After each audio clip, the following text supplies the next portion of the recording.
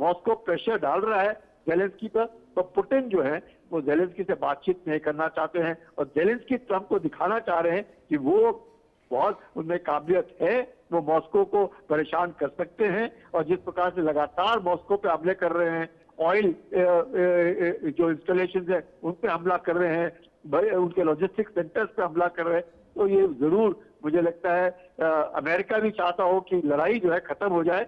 और जिस प्रकार से कम अमेरिका फिर ईरान के ऊपर ध्यान दे। अब ईरान तो क्या अमेरिका का ध्यान जो है बहुत जगह बटा हुआ है और कहीं पर भी अमेरिका को आज तक अभी तक कोई भी सफलता ऐसे नहीं कह सकता अमेरिका को कोई सफलता मिली है। अच्छा सर, कहीं ना कहीं अगर ये पूरी परिस्थिति बन रही है और इस परिस्थिति के बीच में जो सिचुएशन है उसमें किसको सबसे ज्यादा लाभ होता हुआ नजर आ रहा है? क्योंकि यूक्रेन पर भी ऐसा थोड़ी है कि हमले रुके हैं, यूक्रेन का जो नुकसान है वो तो सबसे ज्यादा है।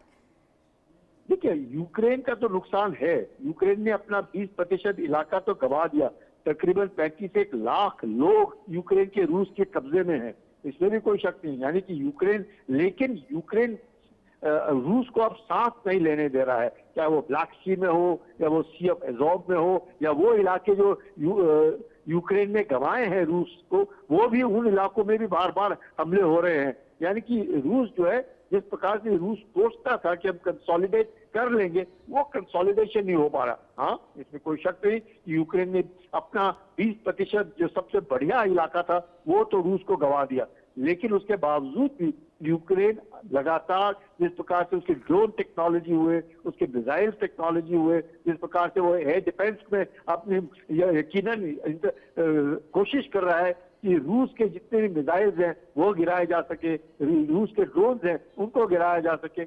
लेकिन कुछ भी कर ले, मुझे लगता है यूक्रेन बैकफुट पर है, इसमें कोई शक नहीं। रूस लगातार हमले कर रहा है, इसमें भी कोई शक नहीं। तो रूस को वो सफलता नहीं मिल रही जो वो चाहता है, और इस संदर्भ में चीन जो है वो चुपचाप देख रहा है। वो अपना, उसने कुछ भी नहीं गंवाया है अपना, और सिर्फ गुडविल कमाया है, रूस को मदद करके, ईरान को मदद करके, वहां सऊदी अरेबिया को मदद करके। मतलब कहीं ना कहीं चीन जो है अपना कंसोलिडेट कर रहा है, अपना गुडविल कमा रहा है, और अमेरिका जो है अपना मिलिट्री इक्विपमेंट लगातार गंवा रहा है।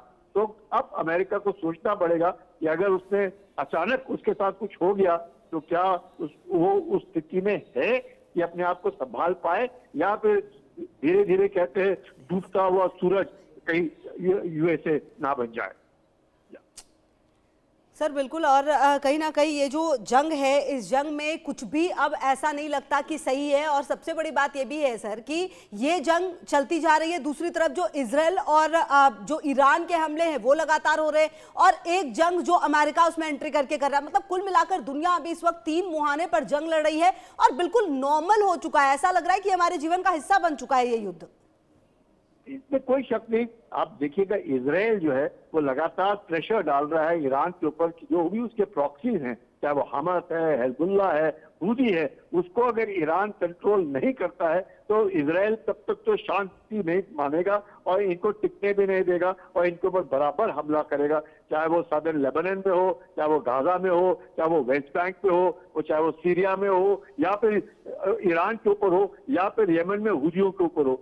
इजराइल तो छोड़ेगा नहीं, इसमें तो कोई शक नहीं है। और ये ईरान को मालूम है कि इजराइल तो, लेकिन जिस प्रकार से लगातार अब नया एक तरीका, अब सऊदी अरेबिया में हुदियों के साथ लड़ाई शुरू हो गई है, तो उधर भी एक खतरा पैदा हो रहा है, यूएई के साथ हो रहा है, यूएई और सऊदी अरेबिया की भी बन रही है यमन में। ये सब एक बड़ा कॉम्प्लिकेटेड सिचुएशन हो गया है। लेकिन इसमें जो भारत जैसे देश है इनको सहना पड़ता है, क्योंकि तेल की कीमतें जो है लगातार बढ़ती जा रही हैं, फर्टिलाइजर की कीमतें बढ़ती जा रही हैं, गैस की किल्लत दुनिया में हो रही है, और इसमें पूरा फायदा अगर पैसे का देखे तो सिर्फ अमेरिका हथियार भी बनाता है, अमेरिका गैस भी एक्सपोर्ट करता है, अमेरिका तेल भी एक्सपोर्ट करता है। तो सब कुछ देखते हुए अमेरिका अपनी स्थिति को मजबूत कर रहा है, ऊपर से टैरिफ वॉर। तो आप समझ सकते हैं कि अमेरिका जिस प्रकार से सोच रहा है, एक नंबर 1 विश्व में उसकी स्थिति, एक मैं कहूँगा का पोजीशन है, वो पोजीशन वो इस्तेमाल ठीक तरीके से नहीं करा। अपनी जो उसकी मैं कहूँगा जो इमेज है अमेरिका की पूरे विश्व भर में खराब हो रही है। बहुत शुक्रिया सर आपका मेरे साथ जुड़ने के लिए और बातचीत करने के लिए। बढ़ते हैं आगे। दिल्ली के पुल प्रहलादपुर में डबल अटैक से सनसनी मच गई है। पहले कई राउंड फायरिंग हुई है, फिर युवक का गला रेता है। वारदात में एक की मौत हो गई, एक शख्स